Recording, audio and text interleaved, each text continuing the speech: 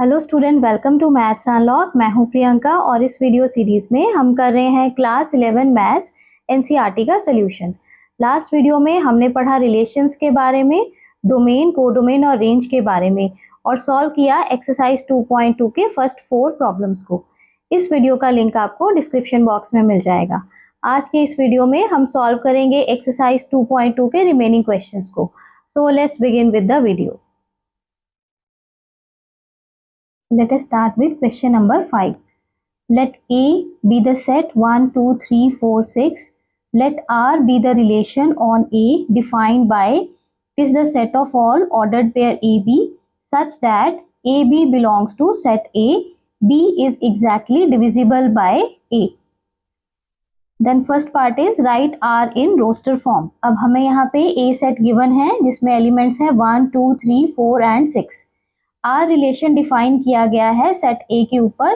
किस तरह का रिलेशन है? इस रिलेशन में ए बी ऑर्डर्ड पेयर होंगे जिसमें के बी जो है वो एग्जैक्टली डिविजिबल बाय ए होना चाहिए। मतलब जब हम बी को डिवाइड करेंगे ए के साथ तो रिमाइंडर 0 आना चाहिए। तो फर्स्ट पार्ट में हमें रिलेशन की रोस्टर फॉर्म पता करनी है। तो हमें पता करने हैं ए सेट के कौन से एलिमेंट्स जो हैं जो इस रिलेशन में होंगे। So let us start with the solution. तो सबसे पहले ए सेट का फर्स्ट एलिमेंट कंसिडर करेंगे 1। ओके, सो 1 को हम किस नंबर के साथ डिवाइड करेंगे कि रिमाइंडर 0 आएगा? 1 को अगर हम 1 के साथ डिवाइड करते हैं तो रिमाइंडर 0 आएगा। सो 1 का रिलेशन 1 के साथ है। ओके, जब हम 2 को डिवाइड करेंगे 1 के साथ तो भी रिमाइंडर 0 आएगा। सो 1, 2 भी रिलेशन में होगा। सिमिलरली जब 3 को डिवाइड करेंगे 1 के साथ तो भी रिमाइंडर 0 आएगा। सो 1, 3 is also an ordered pair of the relation. इसी तरह किसी भी नंबर को हम अगर 1 के साथ डिवाइड करेंगे तो रिमाइंडर हमेशा 0 होगा। ओके, सो इसलिए 1 का रिलेशन 4 के साथ भी होगा और 1 का रिलेशन 6 के साथ भी होगा। नेक्स्ट एलिमेंट चेक करते हैं 2। 2 को अगर हम 2 के साथ डिवाइड करें तो रिमाइंडर 0 आएगा। So 2 is divisible by 2। अब अगर हम 3 को डिवाइड करेंगे 2 के साथ तो रिमाइंडर 1 आएगा। So 3 is not divisible by 2।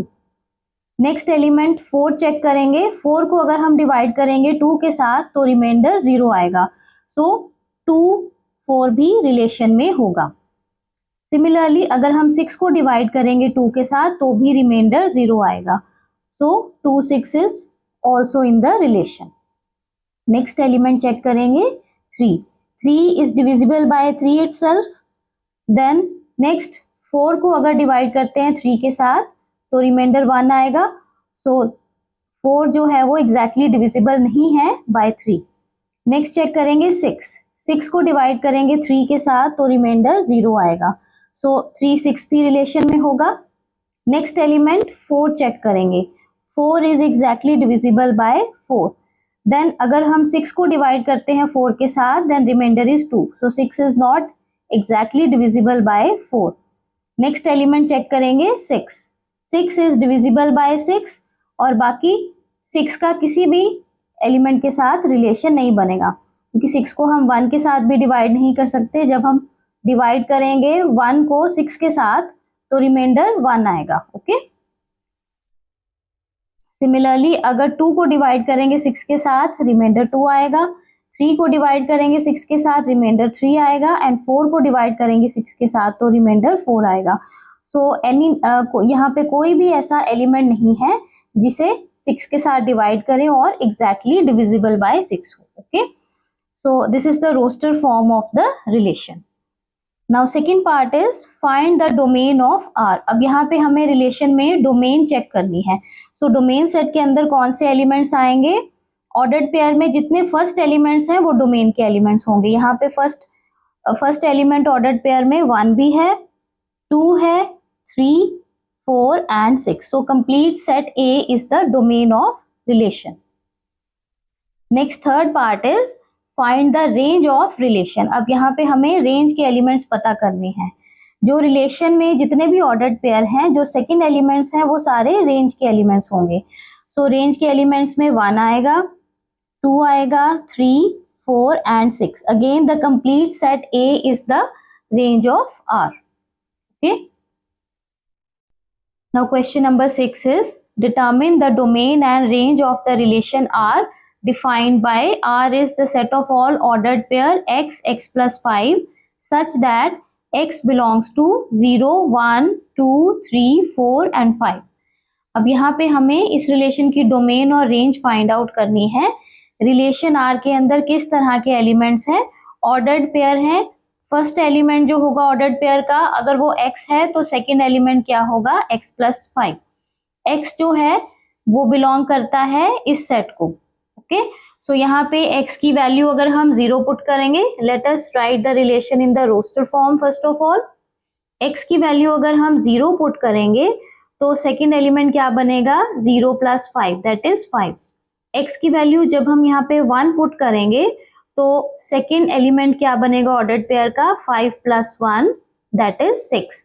जब x की वैल्यू हम यहाँ पे 2 पुट करेंगे तो सेकेंड एलिमेंट आ जाएगा 5 प्लस 2 7। x की वैल्यू 3 पुट करेंगे देन 5 प्लस 3 8। x की वैल्यू जब हम 4 पुट करेंगे तो यहाँ पे 5 प्लस 4 आ जाएगा 9। x की वैल्यू जब हम 5 पुट करेंगे तो 5 का रिलेशन बन जाएगा 10 के साथ। तो this is the roster form of the relation. अब यहाँ पे हमने फाइंड करनी है डोमेन एंड रेंज। तो डोमेन के एलिमेंट्स क्या आ जाएंगे? जो फर्स्ट एलिमेंट्स हैं सभी ऑर्डर्ड पेयर के, 0, 1, 2, 3, 4 and 5। This is the domain. And range क्या आएगी? जो इमेज सेट के एलिमेंट्स हैं, 0 की इमेज 5 है तो 5 रेंज में आएगा, 1 की इमेज 6 है तो 6 आएगा, 2 की इमेज 7 है 7 आ जाएगा, 3 की इमेज 8 है 8 आ जाएगा, 4 की इमेज 9 है और 5 की इमेज 10 है। So all the image set में जितने भी एलिमेंट्स हैं वो सारे रेंज में आ जाएंगे। Okay, so this is the required domain and range of the relation.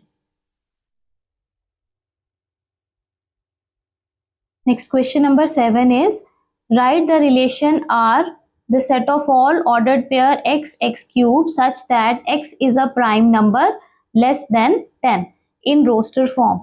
अब यहाँ पे रिलेशन को हमने रोस्टर फॉर्म में लिखना है। रिलेशन में किस तरह के ऑर्डर्ड पेयर हैं? फर्स्ट एलिमेंट अगर x है तो सेकेंड एलिमेंट x क्यूब होगा, और x कैसा एलिमेंट होना चाहिए? x is a prime number less than 10। x जो है वो प्राइम नंबर होना चाहिए और 10 से छोटा होना चाहिए। So let us start with the solution. सबसे पहले हम x की वैल्यूज देखेंगे। x की वैल्यूज क्या आ जाएंगी? 10 से छोटे प्राइम नंबर हमारे पास कौन कौन से आएंगे? 2, 3, 5, 7।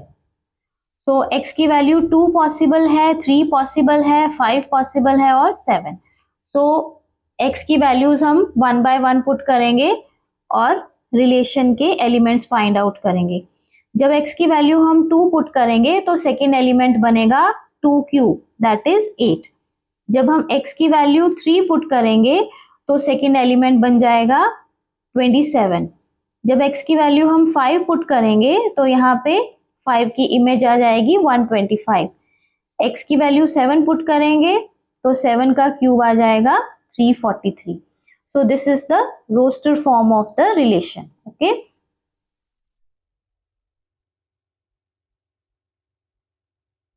question number 8 is let A be the set x, y, z and B is the set 1, 2.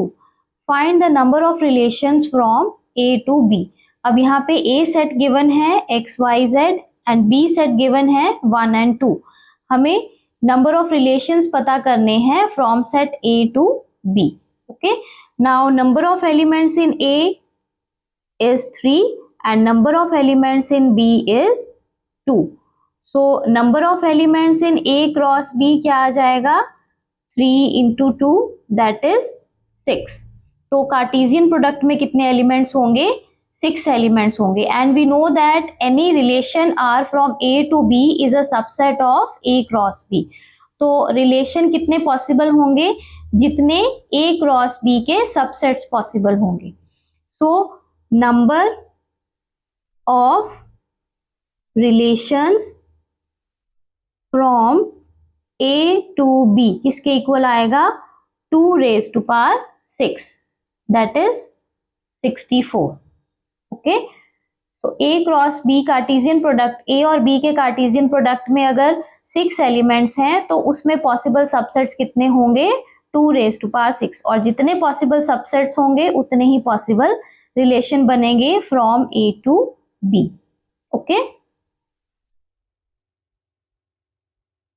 Now question number 9 is let R be the relation on Z defined by R is the set of all ordered pair AB such that AB belongs to set of integers, A minus B is an integer.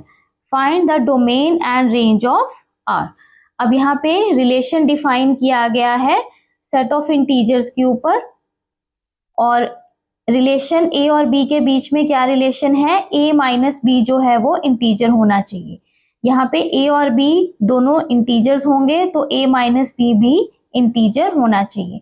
Now we know that अगर कोई भी integer है, कोई भी दो number integers हैं, अगर हम इंटीजर्स को ऐड करेंगे तो भी आंसर इंटीजर ही आएगा। अगर हम कोई दो इंटीजर्स को सब्ट्रैक्ट करेंगे तो भी जो आंसर होगा वो इंटीजर में ही आएगा। Okay, so we know that for all a b belongs to set of integer, a minus b also an integer. Okay, so therefore domain क्या होगी इस रिलेशन की, domain is the set of all integers and range क्या होगी, again range is the set of all integers.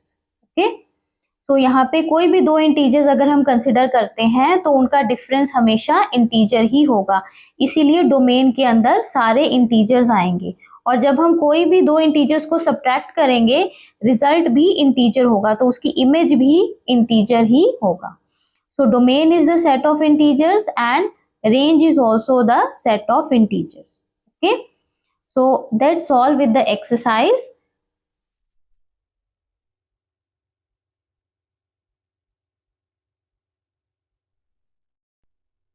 So students, if you find this video helpful, then press the like button and share it with your friends. Send your feedbacks and doubts in the comment section. To see more videos like this, subscribe to the channel Maths Unlocked. See you all in the next video with next exercise. Till then, happy learning and thanks for watching.